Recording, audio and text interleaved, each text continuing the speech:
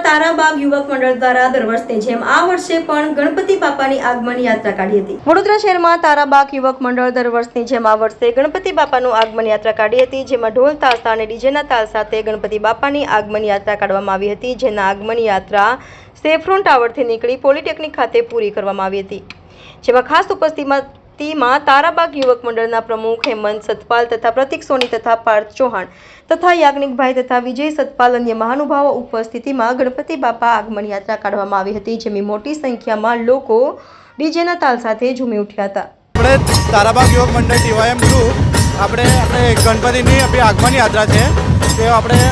Saffron ટાવરથી લઈને આપણા તારાબાગ યુવક મંડળ ટીવાયએમ ગ્રુપ પર પધારશે, જેમાં આપણું સાથ સરકાર આપવા વક્રટૂન, ઢોલ તાશા અને વિનાયક સાઉન્ડ બી છે અને સાથે પોલીસનો બી ખૂબ સપોર્ટ છે અમારા।